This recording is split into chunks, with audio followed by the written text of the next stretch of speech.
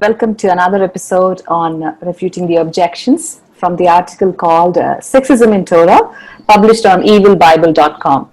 My name is Jayanti and I'm joined by my friend Shireen. Hello Shireen.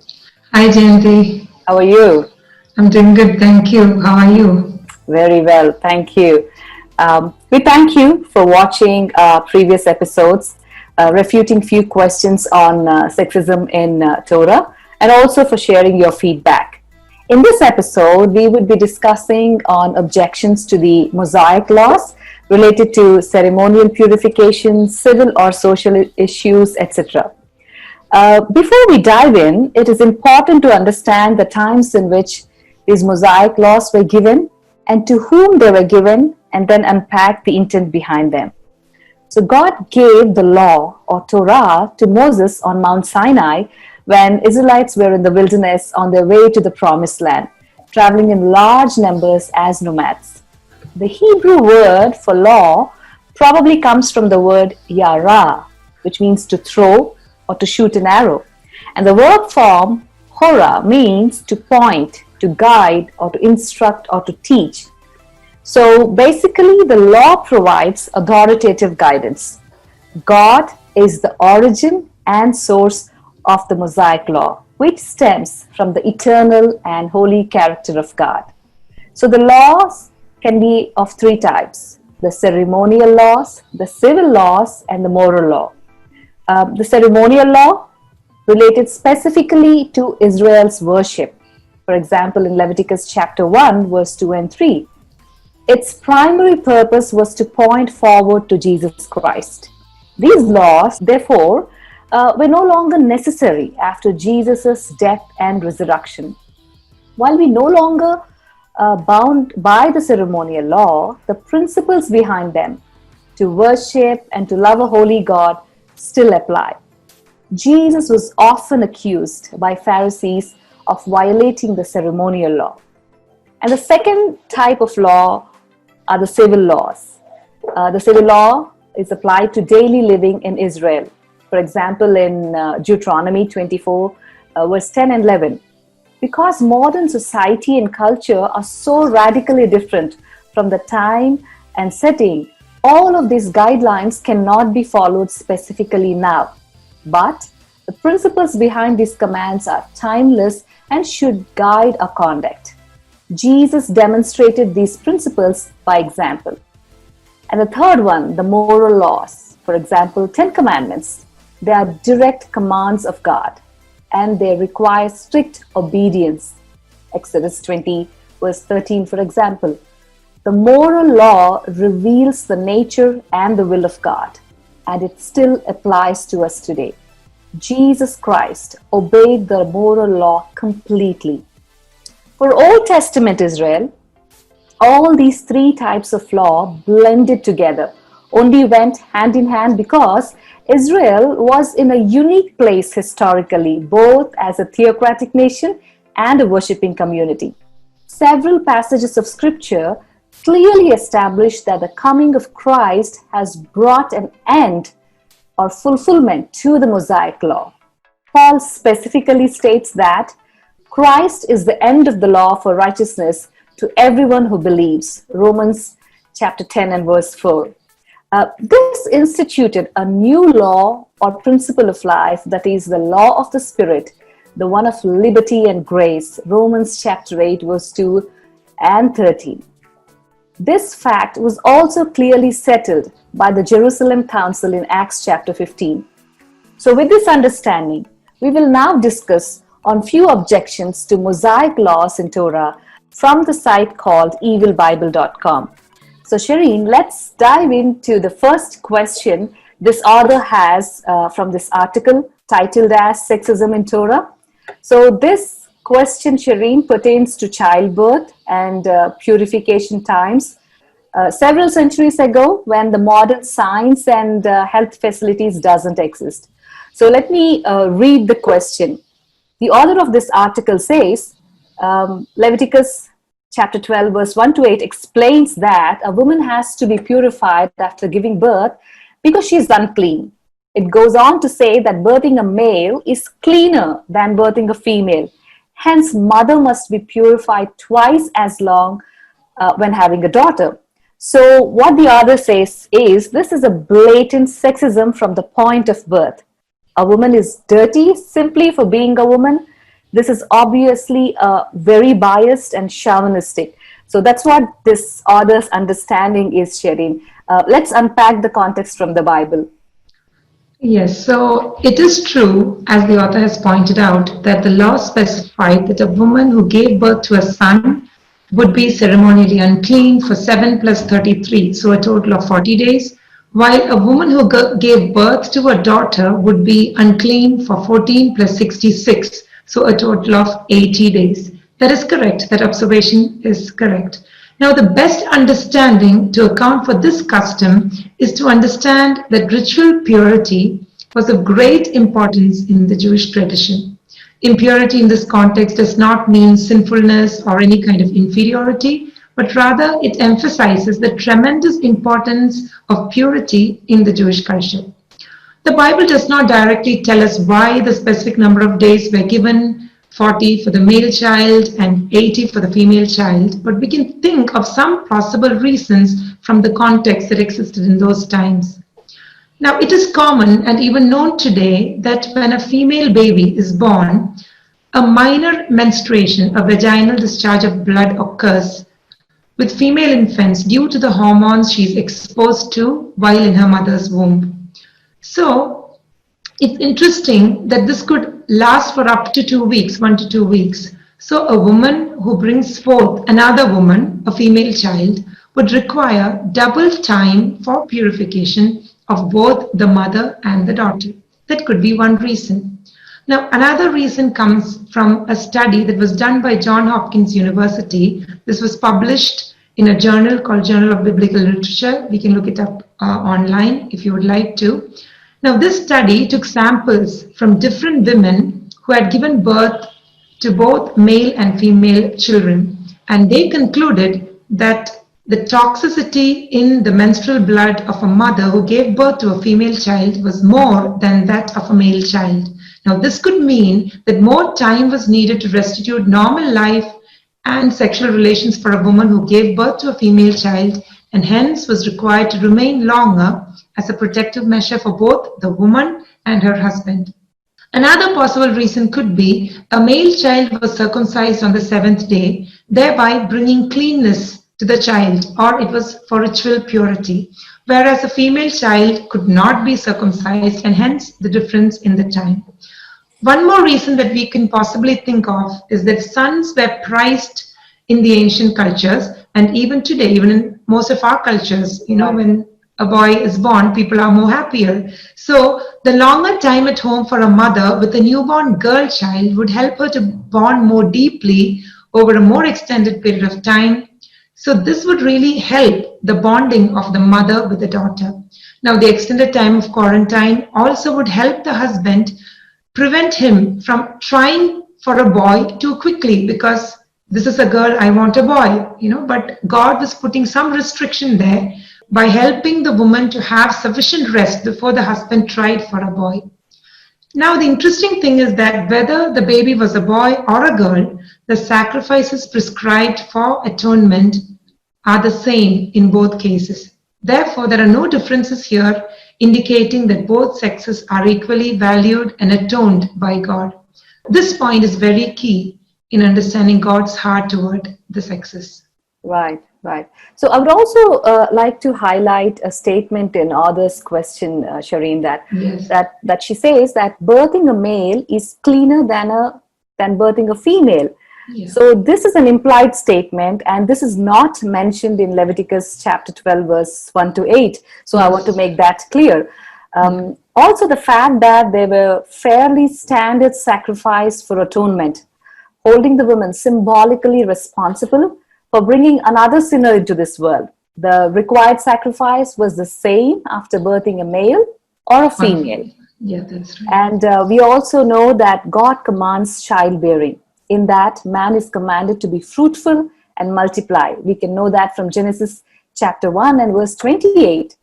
And Psalm 127 verse 3 also says that children are regarded as a gift from God. And Christ, who fulfilled the Mosaic law himself, welcomed children in Matthew chapter 18. So we can safely conclude that the quarantine periods are not directly linked to the cleanliness of the sexes, either male or female, but to the practical scenarios during the birth and the postnatal periods. And either male or female, all of humanity sinned and fell short of the glory of God and are born as sinners in need of Savior, isn't it? That's absolutely right, yes. Okay, so now that we dealt with this question and explained the background, let's move on to the next question. This author writes in her article. It's called Sexism in Torah. So this question is linked to Leviticus chapter 15, verse 19 to 30, and it talks about bodily discharges. So the author says that women having her menstruation must be avoided to the point of not even touching what she has touched. It is quite curious that the women are punished for simply having a biological function that God claims to have created. What is so just about vilifying what you created? So that's the objection from this author. In the same lines, she also refers to Leviticus chapter 18, verse 19. And she says, it goes on to say that even looking at menstruating women is wrong. So is it true? Yes, again, when we look into matters that relate to purity or ritual purity, we need to keep in mind the customs that the Israelites had in those times, because the Jewish tradition gave extreme importance to ritual purity. Again, as we mentioned, this does not mean that it was sinful or inferior. Now, the quarantine period that is given to women here during the time of menstruation was not a punishment, but simply an upholding of God's standards for his people.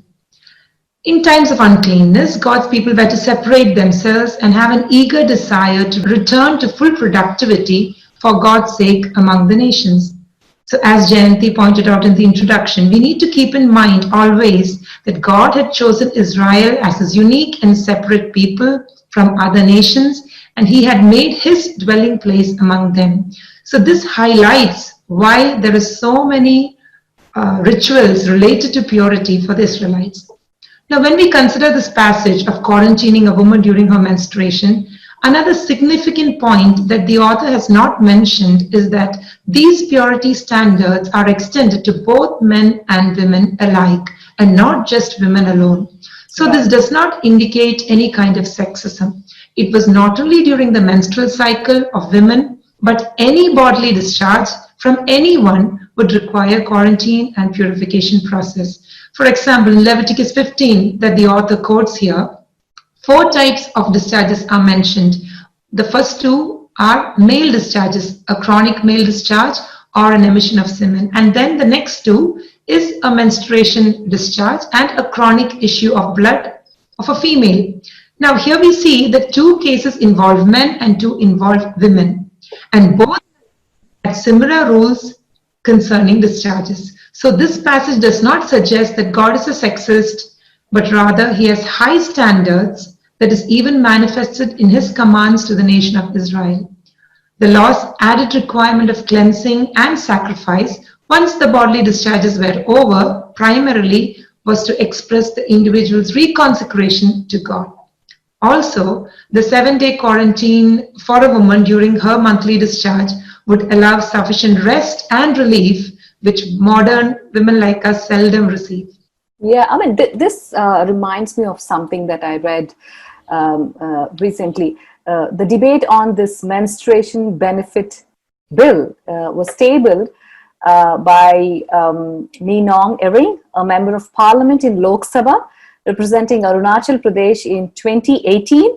And this triggered a widespread discussion on the need to have menstrual leave policy for working women every month in India. And I quote this from the Hindu newspaper titled India Needs Menstruation Leave, dated 7th June 2018. It's interesting that we are talking about menstruation leave now in 21st century when Mosaic laws dealt with them, I don't know, hundreds of years before. That's right. That's really interesting. Yes. So the second part of this question, again, related to menstruation, was that a man cannot even look at a woman during her menstrual discharge. Now, is this true? First of all, from the plain reading of this verse, we understand that this passage does not talk about looking at a woman at all. That is extremely misrepresented. It is actually talking about making an attempt to have sexual intercourse with a woman who is having her menstrual discharge. So the prohibition here is sexual activity during menstruation and not looking at a woman. Honestly, whom does such a prohibition favor? As a woman, I can see the kind heart of God here in forbidding it's already a difficult time for a woman physically and mentally. So God is forbidding sexual intercourse during this time, which would be definitely in favor of the woman. Now, this does not imply that God is a sexist, rather the contrary. Right, right. And the laws for bodily discharges are aimed at the utmost purity and ceremonial cleanliness expected in God's assembly of people of Israel. And these people are nomadic people living in around 12th to 13th century. We have to remember that when we read about these laws. And indeed, menstruation is a God-created biological phenomenon in women. And there is nothing vilifying about it, that the Son of God who came and dwelt among us as a fully man and fully God was okay to have a woman menstruating non-stop for 12 years, touching the hem of his garment. We can read Matthew chapter 9, Mark chapter 5, Luke chapter 8. And this happened in times where women are considered second-grade citizens in Jewish society. That is right. Jesus Christ was not only okay that this lady touched her, the menstruating woman touched him, but he healed her and commended her publicly for her faith, saying, "Daughter, your faith has made you well." So there is nothing vilifying about menstruation as far as God of the Bible is concerned. That is correct, yes. Okay, so let's move on to the next question.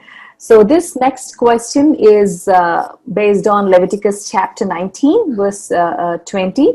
So the article says that if a man has sex with a slave or a betrothed woman, he must then scourge her. Scourging is a term for a severe flogging or whipping. So the author says, I find it quite curious that the woman shall be punished to the point of beating for such an occurrence, yet the man gets to go free for the deed. Let's unpack the background of this, Shireen. Yes, this again is a case where many people have raised concerns over this passage where we see a man having sex with a slave or somebody who's under his authority, and the woman, is required, or the woman should be scourged, is what especially the KJV translation in English says. Now, when we look at the original, we understand that this is a case of mistranslation. So the original Hebrew noun that is used in the place of the word that is translated as scourge her is a word bikoreth, and that is a word that actually does not mean she shall be scourged. Now, what does this word actually mean? Now, this noun is used only once in the entire Old Testament, but this noun is led back to the word bakar, which means to inquire, to seek, or to search. So, she shall be scourged should actually be replaced by an inquiry, or a search is to be made into the matter. Now, the Hebrew word that is also translated as redeemed in this context is pada. Now, this certainly means redeemed, but with a focus of being saved or delivered or rescued from the situation. Mm-hmm. So in this verse, after telling us that a slave woman has been raped, the expression not at all redeemed really means she was not saved or delivered from her rapist. So a correct translation of this verse in Leviticus 19:20 would be, and whosoever, I'm reading the KJV because it is in the KJV that we see she shall be scourged. Right. So it could be, and whoever lies carnally with a woman that is a bondmaid, that is a slave, and who has been reproached by this man, and she is not helped or rescued, and her freedom is not given to her, an enquiry shall be made, he shall not be put to death because she was not free. So here, there is nothing that directly applies to the woman. She is actually a victim here. The premise at the start of this verse is that a man has raped a slave woman. The conclusion, after looking into the matter, after investigation, is that he should not die because she was not free. If she had been a free woman, then he would have had to die. In this case, the man does not go free, as the author says. He has to bring a trespass offering, which was a public acknowledgement of his guilt. So he also has to bear guilt and render an offering and is not free just like that. Yeah. It is also worth noting that only the man is asked to bring an offering for atonement, not the female slave. Being a slave, the woman may have felt little influence over her situation because the man was free and she was not. Hence, she is not asked to bring any sacrifice, which places the responsibility of this solely on the man to make the atonement for sin. Again, we see the heart of God to a slave woman, something really unthinkable in terms of slavery that was prevalent in those times. Right. And what I see here is an attempt to understand ancient Hebrew word used very rarely in the scriptures, Shireen. And the viewers need to note that the biblical Hebrew is very different from the modern Hebrew spoken even in the current times. Yes. So when trying to explain a word written at least 1600 years before Christ, we need to be cautious, but as a good interpretation principle. Explicit interprets the implicit, which means we use much clearer texts on the topic to decipher a much more complex text in the Bible. We have seen in our previous episodes, we have had much evidence that God was not sexist in dealing with rape. For example, in the case of Judah and Tamar, or adultery. We saw that in our discussion in previous episodes when we discussed about Lot and his daughters, or other issues. So before we conclude this point, I am reminded of John chapter 8, where Pharisees bring an adulterous woman before Jesus. And verse 2 onwards, it says, the scribes and the Pharisees brought a woman who had been caught in adultery, to which Jesus replied, let him who is without sin among you be the first to throw a stone at her. Yes. We see that in later verse, they went away one by one, beginning with the older ones, and Jesus was left alone with the women standing before him. Jesus stood up and said to her, woman, where are they? Has no one condemned you? She said, no one, Lord. And Jesus said, neither do I condemn you. Go, and from now on, sin no more. That is right. So what we see here in this New Testament passage is, we see that Christ, who came to fulfill the law, actually rescues that woman from being stoned to death publicly and sets her free. So the God of the Bible is not sexist. Yes. Okay, so the following up to this question is another question from Leviticus again, Leviticus chapter 21 and verse 9. So the author says that this passage, Leviticus 21 and 9, explains that unchaste daughters of priests must be burned to death. So she questions, what about the unchaste sons? Of course, this isn't even answered in the Torah. We are to assume yet again that men have the power to do as they wish, and the women must suffer the punishment for both of them. So that's the understanding of this author, Shireen. Okay. So again, Leviticus 21 and 22 are two chapters that we see where the prescription of holy standards for the priest and his household are given.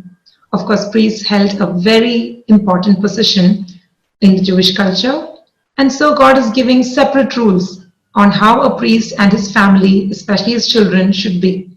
Now, this again portrays the high holy standards of God, and the focus on Leviticus 21 is the Lord's commandments that the priest and his sons should be holy. Now, setting the standards for the sons, I mean, in this particular case, it's Aaron who is the priest, so for Aaron's sons, from verses 1 to 8 of this chapter. In verse 9, the focus moves to the daughters of the priest. Now, it is true that the daughter who is promiscuous will be sentenced to death, that too, a death by being burned with fire. Yes, it was an extreme form of punishment for the more serious sins. Now, one of the reasons why such a punishment is declared beforehand is to prevent the breaking of the law, at least fearing the severity of it. And regarding the sons, it is true that it is not mentioned in this passage. But to think that they will get away unscathed is the lack of the knowledge of the God of the Bible. Right. In dedicated passages discussing sexual violations, God prescribes punishment for man as well as the woman. If they are applicable to any ordinary Israelite, how much more to the priests and the sons of Aaron who draw near to God with their offerings? Yeah, absolutely. So we cannot establish a doctrine from silence just because the men or the sons are not mentioned.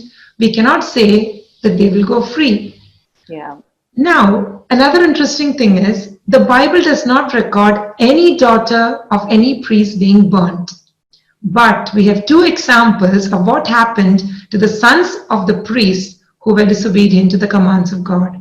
In Leviticus 10, we see that Nadab and Abihu, the sons of Aaron, were instantly killed by God at the altar itself when they made profane sacrifices. We also see the sons of Eli the priest, Hophni and Phinehas, in 1 Samuel chapter 4. They were killed in a battle as punishment from God because of their immoral lifestyle. Yeah. So the teaching throughout the Bible is clear. Sin is serious. God is holy and just. Sin will be punished irrespective of gender, nationality, social status, and age. And God cannot and will not show a blind eye to any form of sin, whether it is committed by a male or female.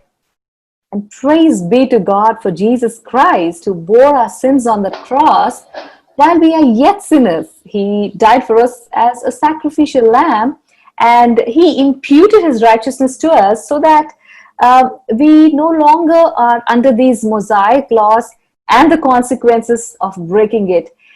So this is gospel actually, and this is good news. Amen. Yes, that is the great good news. Yeah, absolutely. And praise God for Christ. So let's move on for the next question. And this question also talks about the passage from Leviticus chapter 27, verse 3 to 7. And it also touches upon Numbers chapter 30 and verse 3 to 16. So what this author says is, based on her understanding of Leviticus chapter 27, she says, God places a dollar value on human life with women worth less than men. And from her understanding of Numbers chapter 30, she concludes that a woman cannot make a vow unless her husband allows it.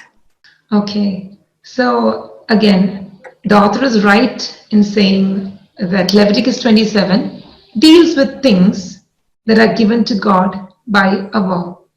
Now, first and foremost, we need to understand that the people of Israel were not required by a command of the law to make a vow, but the vow was a freely promised gift unto God by an individual. In this case, it deals with persons that were promised to the Lord in a vow.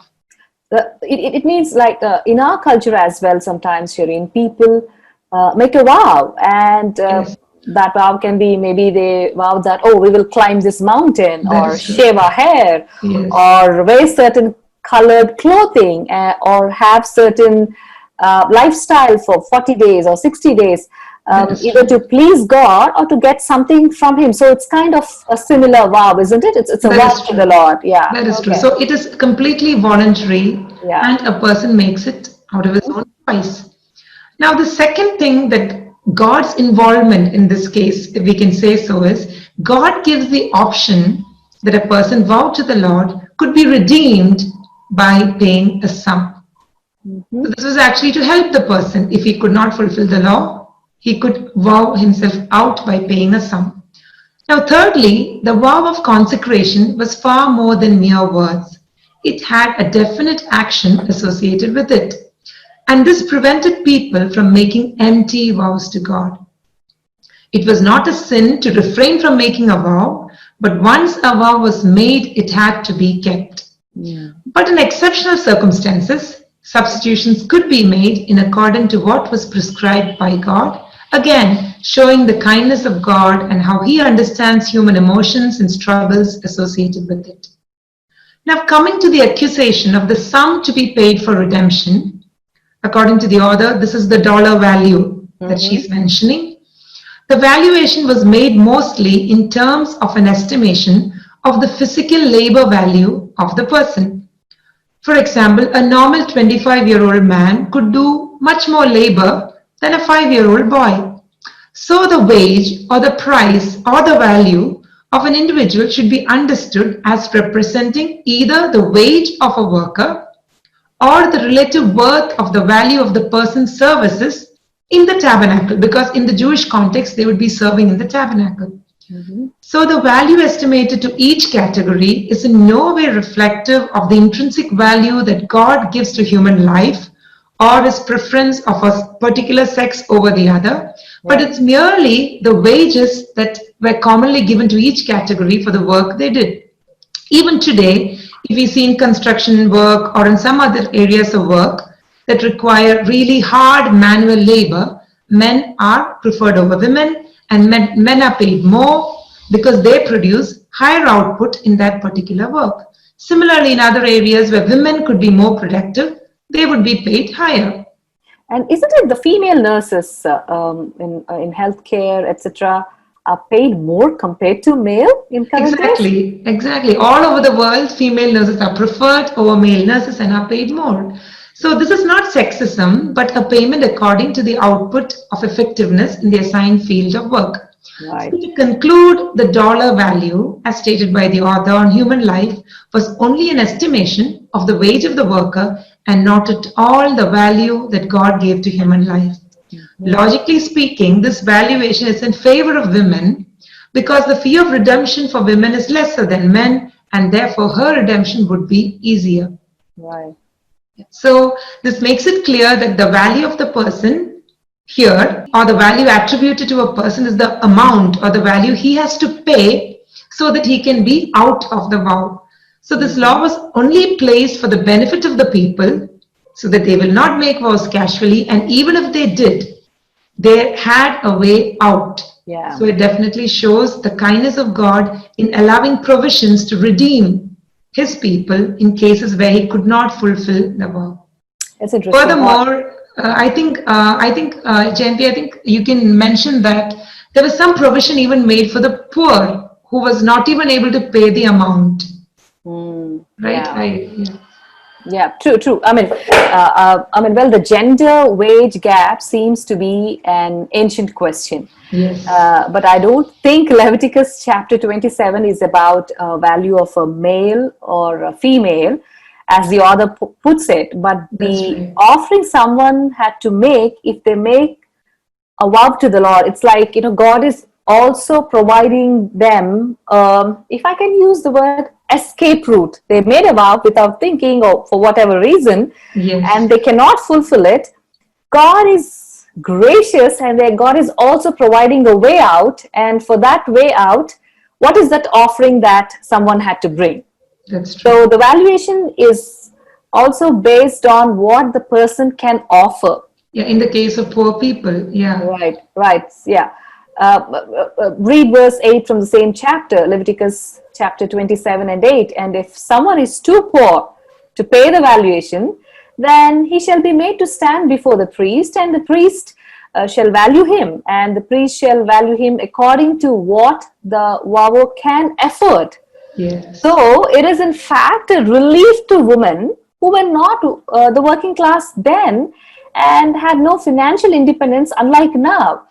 So I would like to think that having to pay less money as offering is a favor rather than a depreciation of worth. That's absolutely correct. Yes. Right. And the other part of her question is from Numbers chapter 30, verse 3 to 16, Shireen. And she points out that a woman cannot make a vow unless her husband allows it. Is that true? Yeah, this is again a very interesting passage and one that is often misinterpreted. Now, as suggested, this passage is on making vows to the Lord, as we just discussed.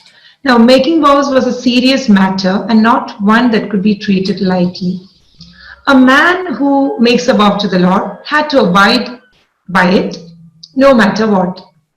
Of course, there was, an escape route, as we just mentioned, for substitution, but God would hold a man responsible for the vow that he made.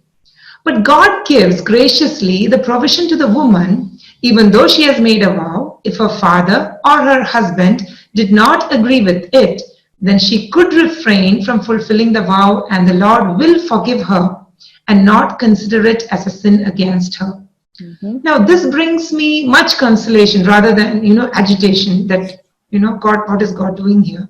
Yeah. Now, we know that in the divine design that we had discussed when we discussed the creation, questions related to creation, one of our previous episodes, the father, in the case of an unmarried girl, or the husband, in the case of a married woman, is accountable before God as being the leader. Now, when a woman is under the authority of her father as a young girl before her marriage, she will have to abide by the regulations in the household and obey her father. Just as how we would teach our children to obey parents, teachers, and people in positions of authority over them. Now, as a married woman, God has made the man the leader of the home, and the wife has the responsibility to submit and take his direction and be a good helper to her husband. Now, in a loving, God-centered home, I believe that whether it is the father or the husband, whoever is in authority, they will understand the vow that the woman has made and would permit the woman to keep it. Right. Now, this would be an ideal situation where a woman has the freedom to make a voluntary vow to the Lord and keep it. But then there may arise many situations, as indicated in this passage itself, that there could be fathers or husbands, for whatever reason, might disapprove of the woman making a vow. In such cases, the Lord comes to the rescue of the women and does not place the vow binding on them, giving them forgiveness and liberty from the guilt that this could cause. God does understand the difficult situations sometimes we as women might be placed in, and his heart is one of compassion and kindness towards us. And this gives me greater confidence to follow this God. Absolutely. And the woman can make a vow, and the author's assumption that she cannot make a vow is wrong. Is wrong, yes. Yeah. But the question is whether these vows are made in alignment with her father or husband. As you rightly said, the providers and the protectors of the family. That's right. So it is a common sense, young woman living in that ancient times would discuss with her father if she's unmarried or with her husband if she's married before binding herself to an oath, because her vows may impact not just her but the entire family. And often vows involved offering something, and as the providers of the family, the men then come under an obligation for something that they were never consulted before. That is correct, yes. Again, all this has to be seen from the lens of an ancient society where families closely knit and decisions were made with the levels of responsibility, not as individuals. In fact, Shireen, I see this custom alive even in some families where the decision is being discussed with family before making it official. Yes. But the best part from the scripture portion is the verse 5 and 8. It says, and the Lord will forgive her. Yes. So the woman is not being made responsible for her vow, but rather she's relieved. For me, this is actually the opposite of sexism against women. It's a That is favor true. to women, isn't it? That's absolutely correct. So Yes. that's why it's very important to understand the context of the passage before jumping to conclusions, Yes. and the historicity and the times in which it is written. So Yes.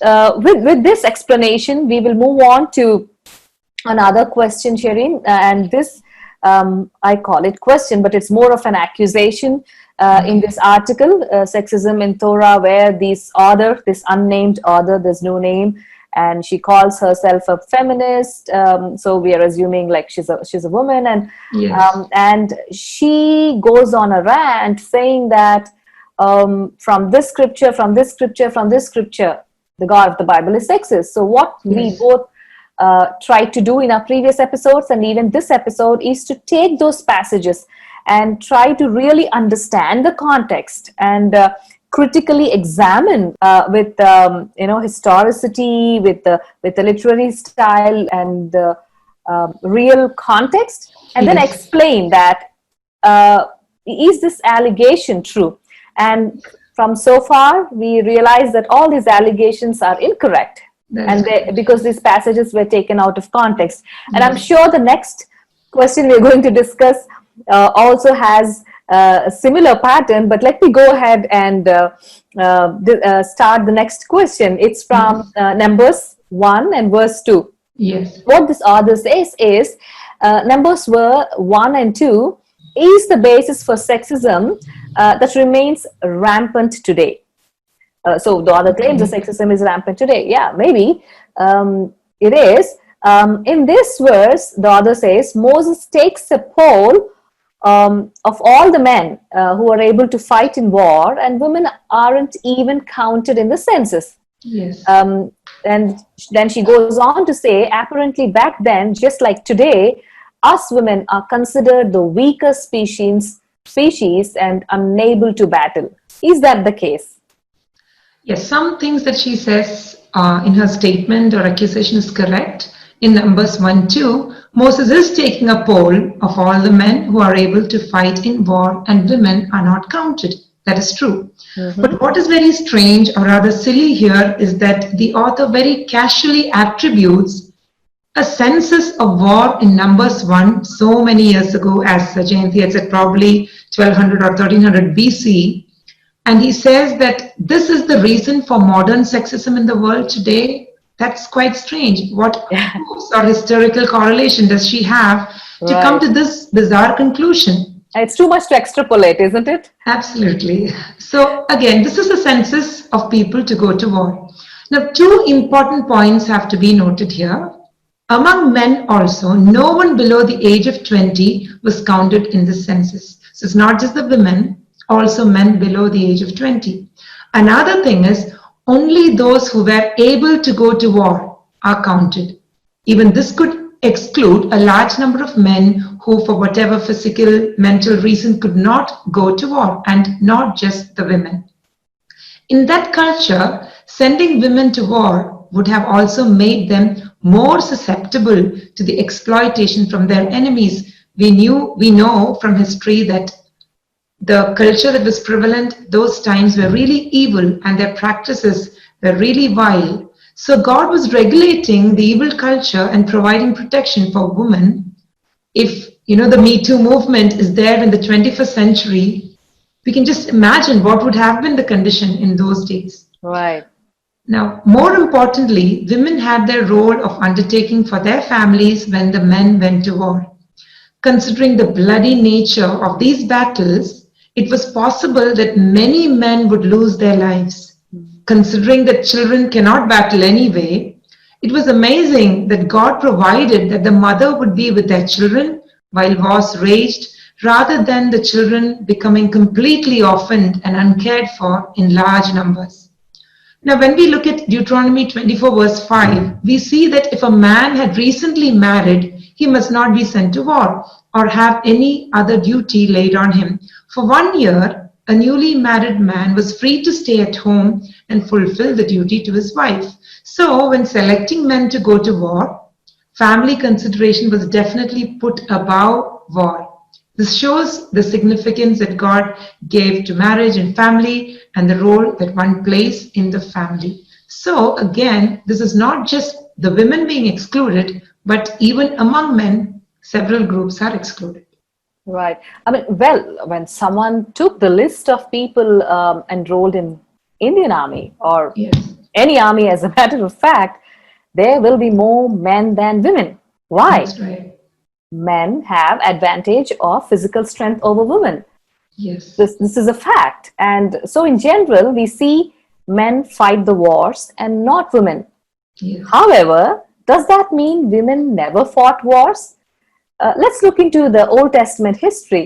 In the book of Judges, chapter 4 and verse 4, Deborah, a prophetess, the wife of Lapidot, she was judging Israel at that time, and she fought war alongside Barak. that's In, right. in Old Testament times, like, I don't know, few hundreds of years before Christ. And again, in Judges chapter 4, verse 21, we see another brave woman, Jael, the wife of Heber. She took a tent peg and took a hammer in her hand. Then she went softly to him and drove the peg into his temple until it went down into the ground. So she killed the enemy. Sarah, A that's single, yeah, Sisera, the one single woman. So these That's right. are women in war. So it is not being sexist when someone enrolls men for battle, as it has been the case until even now. But what is amazing in ancient biblical times, when women were mostly homemakers, Bible records a few courageous women like Deborah leading the battles and even sealing the victory, like Jael, and even Abigail negotiating with David to avoid the bloodshed after her husband's foolish behavior. So it is incorrect to say Bible is sexist because Moses only enrolled men for war. It's like ignoring certain parts of the Bible and just cherry picking a few words and making a assumption out of it, isn't it? That's right. Yes. Okay, so in continuation to the instructions on war and women spared as objects of rape, let's look into another misconception this author has. It's from Numbers chapter 31, verse 14 and 18. The author says, Moses tells his men to kill all males, non-virginal women, elderly, and children of the Midianite tribe. Of course, the virgin women are kept for raping. So that's what she says. And she also goes on to say from Deuteronomy 20, 13 to 15, she says this instructs to kill all the men and boys in the cities that God delivers into your hands, but keep women for raping. So before we actually go and discuss the background, Shireen, I thought it's better to give our viewers or the listeners some background of these instructions. Yes. First of all, the Midianites were nomadic people and they were associated with the people of Moab. And God commanded they be attacked in retribution for their seduction of Israel into sexual immorality and idolatry. Numbers 25 talks about it. And the Israelites had attended the sacrifices of the Moabites. They ate among them and bowed down to the Moabite gods, including Baal.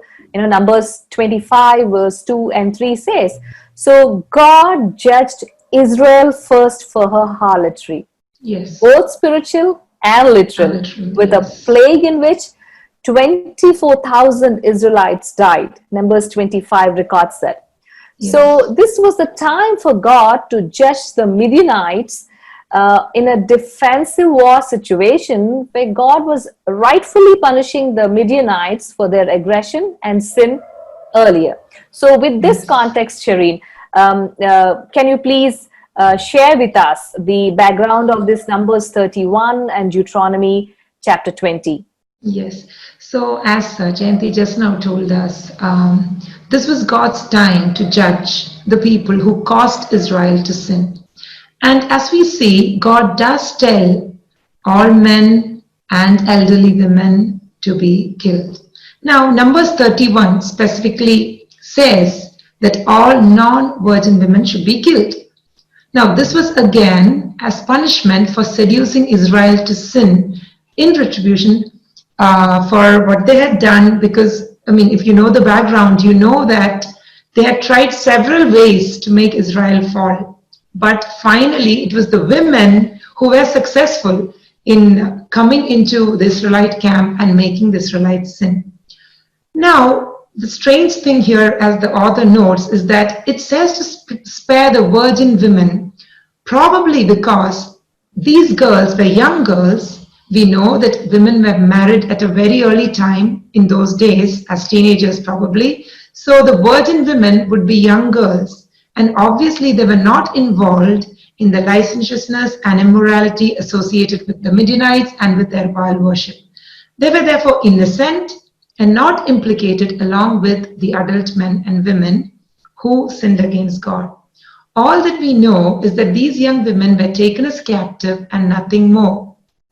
They would have naturally become slaves, and all the laws concerning slaves would be then applicable to them. So to assume without any textual support that they were kept to be raped is incorrect and is a perception in line with probably present-day fears. Right.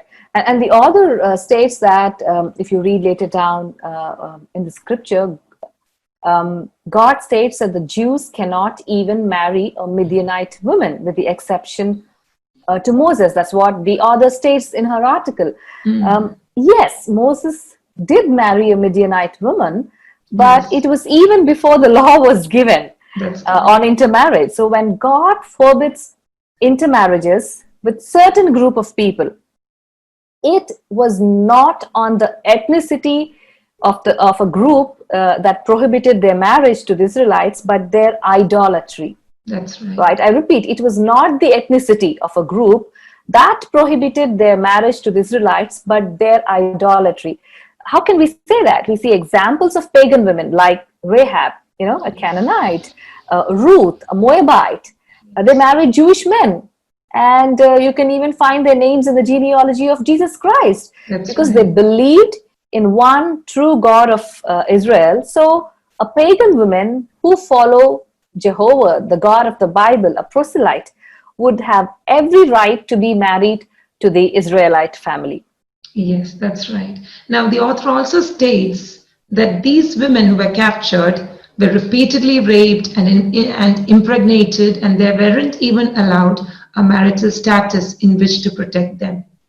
Now, we see that these statements are full of false assumptions. No historical citation can be provided by the author to say that these women were repeatedly raped and impregnated and not protected. Absolutely none. Yeah. Now, the question still remains, what happened to the women who were taken captive?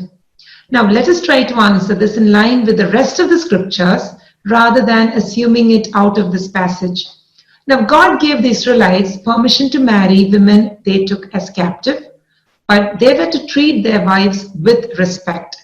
The women were to have time to mourn their families first, because they are now taken away from their families, and were not to be mistreated. This is clearly stated in Deuteronomy 21. Those who didn't marry would have become servants, but then there were rules against mistreating them as well. We see in Exodus 21, Deuteronomy 23, etc. All of this is different from the typical ancient warfare where women were raped on the spot, killed, and sold into slavery. By contrast, the Israelites had to wait a month so that the woman could mourn her family, the separation from her family, and then marry the woman and respect her personhood. So, Shireen, let's move on to the next question. And this is from Deuteronomy chapter 21, verse 11 to 14. And it's relating to marrying a female captives. What the author says is, what the author's understanding of Deuteronomy chapter 21 is, she says, if you see a pretty woman among the captives, she says, the Torah says, then just take her home and go into her. Is that the instruction actually in Deuteronomy chapter 21? Oh, okay. Her understanding is interesting, because if a man liked a captive woman, He could take her, but he was not permitted to rape her. He had to take her as his wife. He had to bring her to his house from the captive camp, remove every external sign or mark that would identify her as a captive, and she was given enough time to mourn her parents, a full month, 30 days, and it was only after that the man could take her as a wife and have sexual relations with her.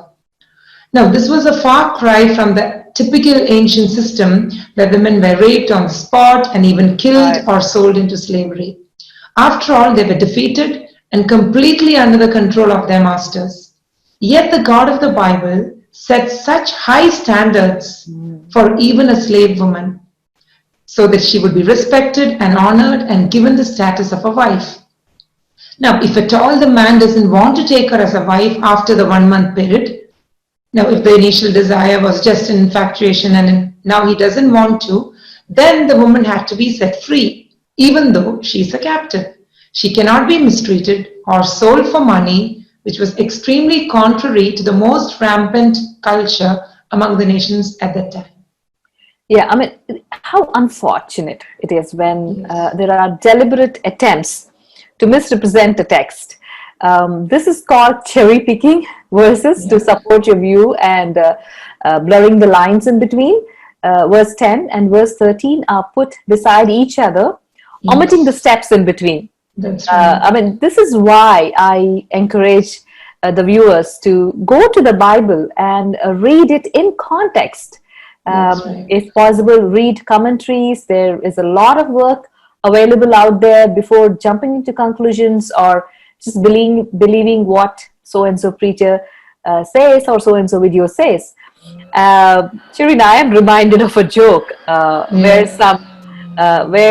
it says that, grammar saves lives.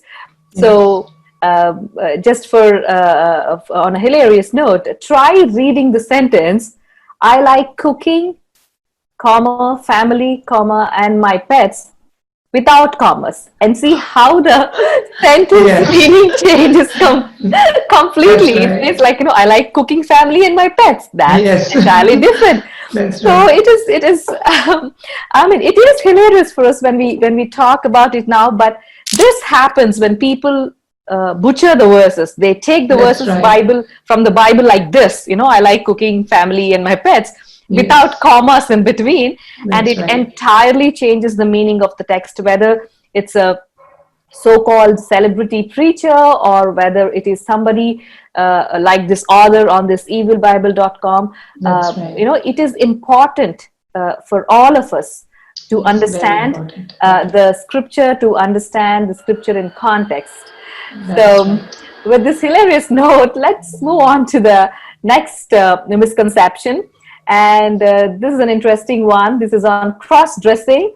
And according to this author, Deuteronomy 22 and verse 5 says, women that wear men's clothing are an abomination to the Lord. What do you say, Shireen? Yes, again, the author, women, not only women, but men too, because it is not only woman who wears a man's clothing, but a man who wears a woman's clothing also is considered as an abomination to the Lord. So let us be clear, no sex favoritism here. Now, the question arises, what does this verse actually mean? Many scholars suggest that the text refers to the idolatrous customs of the Gentiles, where women appear in armor and men appear in women's clothes, and not just, external garments or dresses. Also, this condemns some very bizarre rituals of the non-Israelite religions, which involved what we call as transvesticism, which is the practice in which men put on women's clothes and vice versa. Now, taking the meaning of this text merely to only mean clothing, which many people do, is untenable, as the garments ordinarily worn by men and women in biblical times were very similar. In Old Testament times, men and women wore clothing like long robes and wrapping garments that were common to both sexes. Yet the specific way in which they were worn made a clear distinction between the sexes. And this command instructs God's people to respect those distinctions. So it is a command against dressing in a manner which would deliberately blur the lines between the sexes. Therefore, the intended meaning of the text cannot be taken as a reference to the usual day-to-day clothing, but certain specific unusual dressing up with clothing, armaments, jewelry, or anything else that would make a man resemble a woman and vice versa, which was very common among the heathens in the ancient world, and this was also associated with their religious practices and homosexuality. True. Yeah. So in other words, we can say that this was one of those regulations that was given to stop the Israelites from patronizing the foreign cults. With this religious context, the significance of this prohibition resides not in the particular material worn, but in the heathen practices involved. So we can safely conclude that the purpose of this law was to purge Israelites from the heathen practices. Right. I think the general principle behind verse 5 on cross-dressing, that men and women ought to dress in a way appropriate to their culture, maintaining gender distinctions and modesty. That's what we understand from that verse. Right. And a discussion of grace is also appropriate here too. We know that Christians are not under law. Rather, we are justified by faith in Christ, according to Romans chapter 3, verse 21 to 28. So a believer does not live by legalism nor by license, but rather by grace. So as New Testament believers, Christian women are free to wear a dress or a sari if that's her choice, keeping modesty in mind. So it's not about which clothing, but it's about modesty. That's right. It's again a matter of a woman's own conscience before the Lord.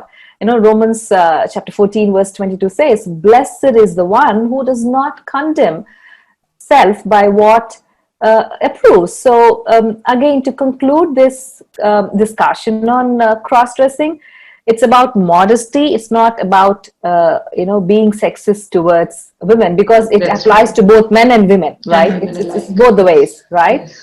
Okay, so let's move on to another misconception, and this is regarding sexual immorality. It's from Deuteronomy chapter 22 verse 13 to 22. So the author says, women, be sure to keep the tokens of your virginity. Otherwise, the men of your city may stone you to death. And she goes on to say, this does not apply to men, though, of course. What is interesting to note here is the actual wording. It says that if a man hateth his wife, he may say she did not have the tokens of virginity, since there is no way a woman can truly prove she had a hymen upon marriage. The word rests on the husband, and she can be disposed of simply when he is tired of her. So this is her understanding of Deuteronomy 22 verse 13 to 22, Shireen. Okay. Now this is definitely a difficult passage to understand, because we live in a culture and in a time that is very different from those times. So we always have to keep that in mind when we try to understand these scenarios. Now, in this passage, it is clear that a newly married man finds that his wife is not a virgin.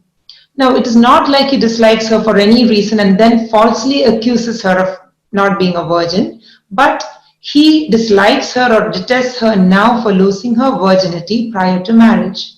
Now, in this context, again, it is important to understand that the ancient cultures placed a very high value on virginity. So if a husband believed that his wife had lied about her virginity, he felt cheated or deceived. Now what follows is an attempt to resolve this issue. Now, according to ancient custom, a Jewish woman would first be intimate with her husband upon a special cloth which would collect the drops of blood which were accepted as evidence of the young woman's virginity. Now, this blood-stained cloth would then become the property of the married woman's parents, who kept it with pride as an evidence of the woman's virginity. Now, this was very cultural. Now, this does not make sense to us really, but this was the culture that was prevalent in those times. Now, so this is the cloth that is brought by the woman's parents to the elders of the city to prove their daughter's innocence in this case. If it is found that the man was falsely accusing, then he has to recompense by paying a very heavy fine to the woman's father and loses his right to ever divorce his wife. But if the woman was found guilty, then the woman was to be executed by stoning, which was the rightful punishment for adultery or fornication. Now, this is not only for her sexual promiscuity, but also because she made a deliberate attempt to deceive her husband. Now, if the virgin is innocent, she's not in any position where she would be found guilty or she would be executed. Now, if found otherwise, she has to bear the guilt and receive the just punishment. Either ways, we see that the God of the Bible, who's a just God, justice would prevail. Now, many people argue, what if the cloth is not preserved or becomes an unreliable, source of evidence? Now, here we again have to think, what does the other passages suggest? Now, in Numbers 5, we have a similar case where a woman is suspected to be unfaithful to her husband. Now, Numbers 5 talks about the woman being brought to the elders, and then the woman is given a bitter water to drink, some bitter drink. Now, if she is guilty, the water will cause her death, and if she is innocent, she will live. So in this case, where the evidence that would have otherwise proved her innocence or guilt is unreliable, it is God himself who comes and executes justice. Now, if the woman has committed the crime, she would be judged and she would die. But if the woman was innocent, then the bitter water that she drank would cause her no harm. So in both these cases, God intervenes and makes sure that the innocent is not punished. Yeah, I mean, this is amazing. In fact, as you said, this is a complex text, Yes. and but I think you explained it nicely in a way that 21st century people can understand. And what you said, one line, it just caught my attention. In case of innocence of this woman who is accused, God intervenes and makes sure that the innocent is not punished. I see layer by layer protection God has put to make sure that innocent is not punished. So what we can conclude from this discussion is the law has to be taken into account in totality to see the unraveling of God's justice than a singular separate incidents like the one we discussed just now. So the laws and regulations given in one passage would be complemented and supported by other similar passages. Isn't it? True. That's true. Yeah. Okay, so let's move on to another one. This author from this article on evilbible.com titled Sexism in Torah says, Deuteronomy 22 verse 23 to 24 is, according to her, is one of the most cruel and sexist passages of Torah. Torah is, the 5 books of Moses. She says, this passage says that the women who are raped and fail to cry out loud in a populated area are most likely enjoying the attack and should be killed. So please help us unpack the context, Shireen. Yes, again in this situation, like we today read the modern English translations of the Bible, and so it is very important to understand what the original context and situation meant and why was the specific kind of punishment or judgment given in each case. Now, in Deuteronomy 22, I think we would be dwelling on Deuteronomy 22 for some time now. In this passage in Deuteronomy 22, one thing is clear. It is the fact that both the man and the woman engaging in adultery will be punished by death. So no sexism here. If you are married and you engage in adultery, both will be punished. Now, another point to note is that whenever there is force involved in the context of sexual violation, that is also clearly mentioned in the passage. Not just here, but throughout the scriptures we see that in any sexual encounter, if there was force prevalent from the side of the man over the woman, that is also mentioned.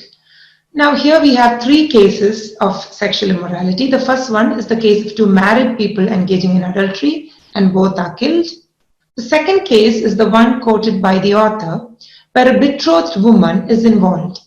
Now, we need to again understand the Hebrew context, what betrothal meant. It was as significant as a marriage and could be broken off only with a legal divorce, unlike today. Today, betrothal doesn't mean anything much, but in Yeah. those days, it was legally binding. It is for this very reason that a betrothed woman and a virgin not betrothed are treated differently, and the one betrothed would have the charge of adultery, similar to that of a married woman. Now, when we come to verses 23 and 24, we see a man who meets a betrothed girl in the city and lies with her. Now, as I mentioned previously, if there was force involved in this, we would see the Hebrew word chasak in Hebrew. Now, here we don't see any mention of force. The woman does not cry out for help while the sexual activity happens. I mean, it is natural that when a woman is being raped, she would by all means resist it as much as she can, and she would cry out for help. But the charge against the woman here is that she did not cry out for help.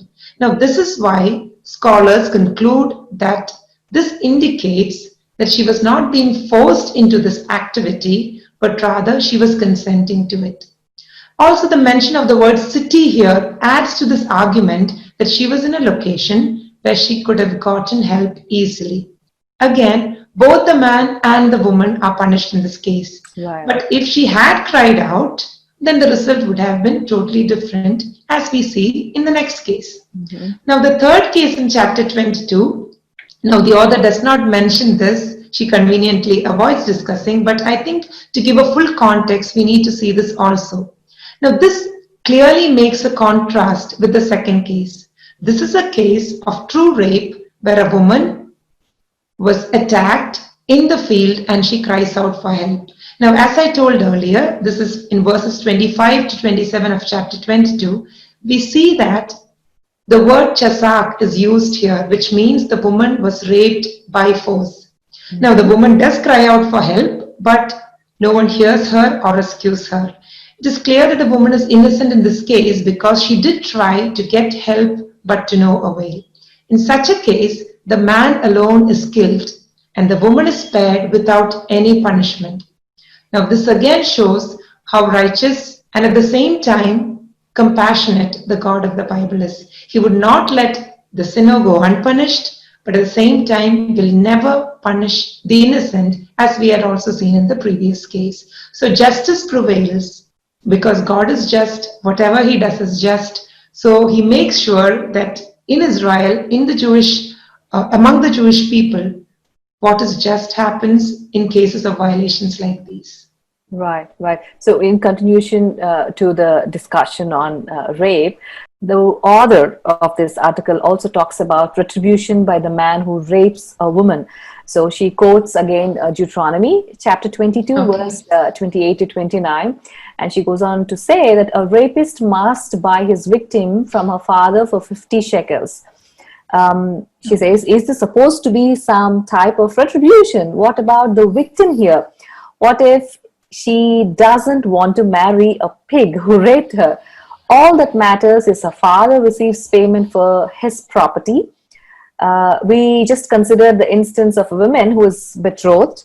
So here, Shireen, we are going to see the case of a virgin who is not betrothed. So that's the question. That's the difference, yes. Yeah. Yes. So we just considered the case of a betrothed woman. Yes. And this is a case of a virgin who's not betrothed. So the part of adultery does not come in this case because she's not betrothed to anyone. Now, again, as I mentioned previously, one word that we should be careful to identify in these passages is the word chasak in Hebrew, which was the force that was used to sexually violate the woman. But the word used for rape in this case, in verses 28 and 29, is another word, not chasak, but the word tafas. Now, this Hebrew word means to lay hold of, or to grab, or to handle. This word does generally indicate a capture or a seduction. But if Moses wanted to unambiguously state rape here, he could have done so easily by using the same word chasak that he used in verse 25 to 27. But we see that in verse 28, he uses a completely different word, which indicates to us that this was a different scenario. Now, here what happens is this woman is not married and she's not even betrothed, and the man does not use force to rape her. Now, in this context, we understand that this could be a case of consensual sexual relations before marriage, generally what we call as fornication. Now, the added phrase, and they are both found out, that adds weight to this interpretation, unlike the case where it was, a question whether they cried for help or did not cry for help. Here, that whole scenario is not considered. The cry for help is not considered because they were found out in the act as stated in verses 28 and 29. So it may be likely that the woman did experience overwhelming persuasion from the man or a seduction, but not necessarily a sexual assault, because we don't see the word used that is commonly used for rape. Now, since she was never betrothed, the question of her willingness comes into play here. If she did consent to the act in one way or the other, then she would possibly be willing to marry the man with whom she engaged in sexual activity. Now, but what if she was not willing to marry him, if this was a real case of rape? Now, to understand this scenario, again, we need to go to another passage that would help us to understand the situation, which is in Exodus chapter 22. In Exodus 22, we see the case when a man seduces a virgin who is not betrothed and lies with her. Then the man should pay the bride price for her to be his wife. If a father refuses utterly to give her to him, then he shall pay money according to the bride price. So that is what Exodus 22 says. So here again, the context is a virgin. It's common to both these passages. And a man and the woman, the virgin, they engage in sexual activity. And then if the father refuses to give her, then the man has to pay a money, which is her bride price. Now, considering the importance of virginity in the ancient cultures, we would see, or possibly we can assume, that many of these women would prefer to marry the man with whom they had a sexual encounter, because to have another marriage would be really difficult for them in that culture. Or they would have to remain unmarried in their own families. Even that would be difficult. Now, we see this in 2 Samuel chapter 13, where Tamar was violated by her half-brother Ammon, and she requests him to marry her and not discard her, because then she would have to live like that for the rest of her life, which was very difficult in those times. Yeah. However, if the woman didn't want to marry her offender, then the man was required to pay the family the bride price of 50 shekels. We see this both in Deuteronomy and in Exodus. Now, why was this price being paid to her father? That's another problem that the author raises. This does not mean that the woman was considered as a property or anything, but that she was under her father's authority because she is a virgin. We cannot know exactly how this money was used, but possibly there are two cases. The first one, the person violated in this scenario, other than the woman, was her father, because the daughter was under the protection of her father, and when the perpetrator came and attacked the girl, obviously he was stepping on the authority of the father. So the offender has caused intrusion to the role and the authority of the father, and hence has to pay a retribution to the father. Also, if the marriage between the woman and the man did not take place, they refused to get married, then the bride price would be helpful to provide for the woman, especially if she belonged to a poor family. So rather than being left bereft, this law provided for a sexually violated woman. Yeah. She was to be supported by her husband if she married him, and the woman would become his wife and part of his family, and he could never divorce her. This was her legal right if she chose it. But if she didn't want to marry him, still the perpetrator would have to pay the heavy bride price, which would support her in her father's home. So for the young woman in Israel, this law ensured that she would not be objectified and discarded. In a culture where a woman's marriage equated to her financial provision, This law ensured her security. Furthermore, the woman faced no punitive consequence for being seduced. Assuming the act was consensual, she was not ashamed or ostracized. Far from exploiting or oppressing women, this passage in fact shows that biblical law held men accountable for their sexual behavior. Wow. I mean, what is interesting in this discussion on this difficult passage, if we can say, is that even if it was a consensual act, Yes. The law doesn't exploit or oppress the women. The men were held accountable for their sexual behavior. It was the man who need to pay the bride price, right? It's amazing how God gave these laws. And unfortunately, when people don't read it in context, they end up concluding it in the opposite context. Let's continue with one more question or misconception. It's again from Deuteronomy chapter 25, verse 11 to 12. The author says that the author's understanding of Deuteronomy 25, 11 to 12 is that we must cut off a woman's hand if she touches the secrets of a man who is fighting with a husband, and thine eye shall not pity her. So the author says, once again, there is no punishment for the man she touched, only the women. So thereby she's assuming that this is sexist towards women. Oh, okay. Now, the context here is clear from the passage. If you just read the passage, this becomes very clear. A woman tries to help her husband in a fight with another man, and as the fight rages, the woman seizes the man by his reproductive organs.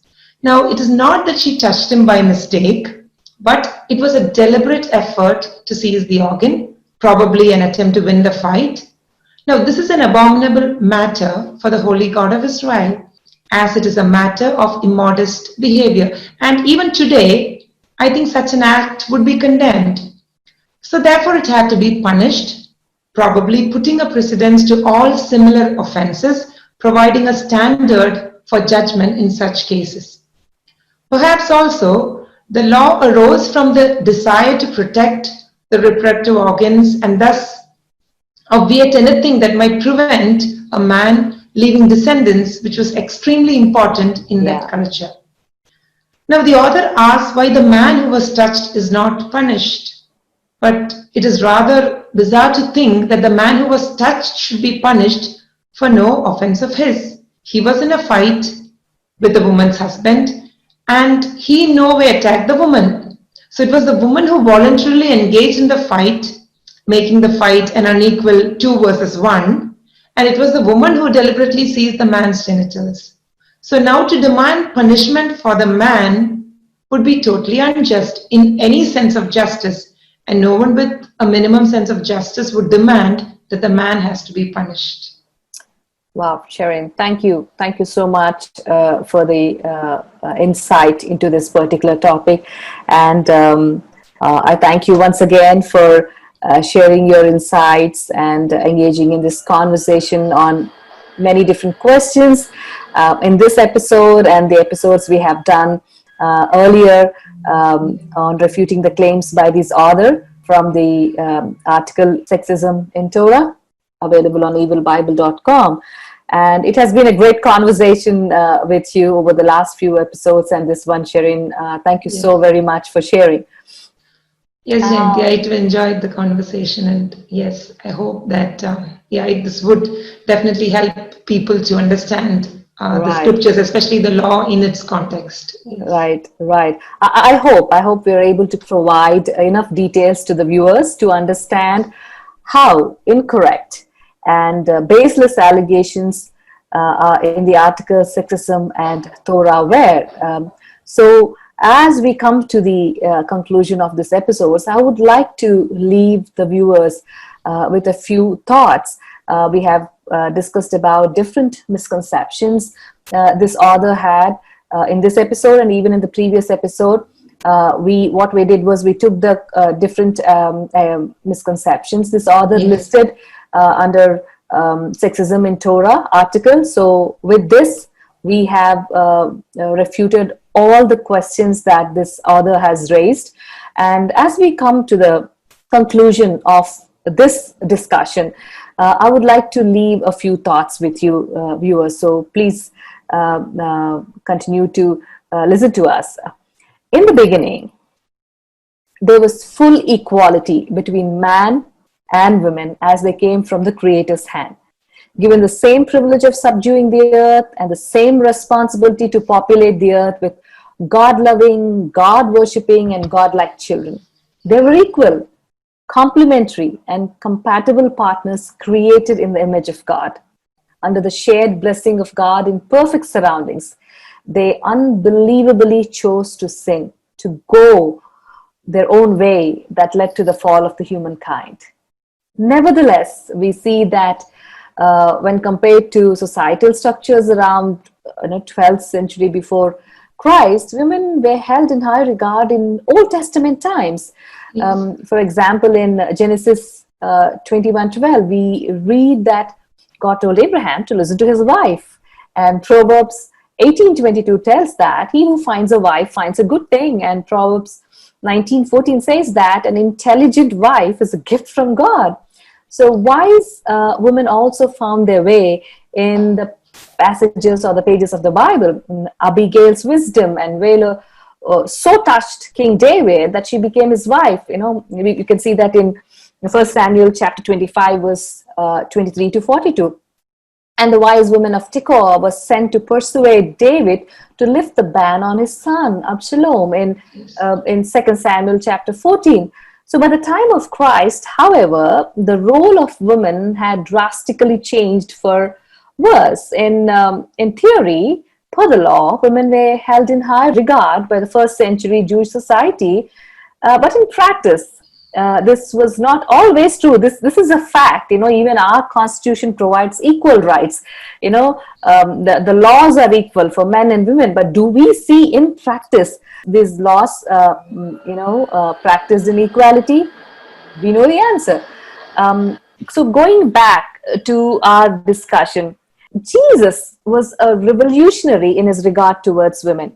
Unlike any other religious leader or guru or prophet that walked the face of the earth, Jesus, to whom the entire law or Torah pointed, he came, he shattered the darkness by offering his teachings freely to anyone who would listen, whether they were women or men. We see him directly talking with women on numerous occasions in the New Testament. For example, the Samaritan woman at the well is perhaps the best known of these. In fact, she's the first person Jesus Christ reveals plainly that he is Messiah, not even to his own disciples, if you see, right? So we sense, how do we know that? We sense the astounded reaction of the disciples that the teacher should be even talking to a woman. Just then the disciples came, they marveled at that he was talking to a woman. John 4:27 says. Again in Luke, we see Jesus publicly associating with women. Some were women of high standing in society, some were women of ill repute, some even had been possessed. That's true. One of these, Mary Magdalene, who in great thankfulness was with him until the moment he died, was also the first person to whom he appeared after his resurrection. What a blessing, right? So in Matthew 15, verse 22 to 28, Jesus spoke with a Canaanite woman. The disciples urged him to send her away, for it is improper for a teacher or a rabbi to speak with women in that society then, and that to a foreign woman. At first, Jesus did not answer her plea for help, but as she prevailed upon him with her great need and even greater faith, he had mercy on her and granted her request. So time after time in the Gospels, we see Jesus offering his teachings, healing, and forgiveness to women as well as men. Often it was the women who were the most appreciative of his ministry. Indeed, the first proclaimer of Jesus to the Jewish people was a woman, Anna, in the temple, Luke chapter 2, verse 36 to 38. And we can also see a woman washing Savior's feet in Luke chapter 7, verse 37 to 38. And she anointed him for the burial. Mark 14 also says that. And it was women who were with him at the cross until the end. And women who were the first to come to his tomb, John chapter 20. and proclaim his resurrection, as we see in Matthew chapter 28 and 8. So Jesus' New Testament followers continue to follow in his footsteps, including women in their gatherings. Acts chapter 1 and 14 says that, and counting them as co-laborers for Christ. Romans 16 and verse 3 says that. This was only fitting for Jesus the Messiah. In his love, shattered the restriction status of women in the rabbinic times in which he lived. Because of Jesus, all individuals, Jew, Greek, slave or free, male or female, are made one in Christ and enjoy equal freedom as children of God. So I say this because the whole point of a discussion is this author assuming or having this misconception that she's writing an article on it, saying that the God of the Bible is sexist. The Old Testament points to the New Testament. The New Testament talks about the coming of Messiah, and Messiah, Jesus Christ, has been revolutionary, as I just explained with you now. So as the redemption story moves forward by presenting full gospel message to the fallen world and to the restoration of the image of God in each person by God's grace, it becomes more and more imperative that men and women be brought back from the ruinous situation into which sin has led them, and by the Holy Spirit re-establish the original unity, equality, and harmony in relationships that were characteristic of the original creation. However, until sin is removed, the complete and perfect attainment of that standard will not be possible. So as we conclude this episode, it is our prayer that the eyes of our heart be enlightened in order that we may know the hope to which Christ has called us, the riches of his glorious inheritance in his holy people, and his incomparably great power for us who believe.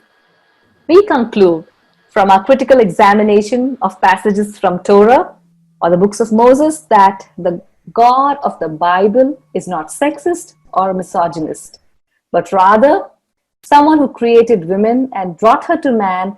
And not only that, when humanity fell, God of the Bible sent his own son, Jesus Christ, who is revolutionary in retaining equal worth to both men and women through great redemptive work on the cross.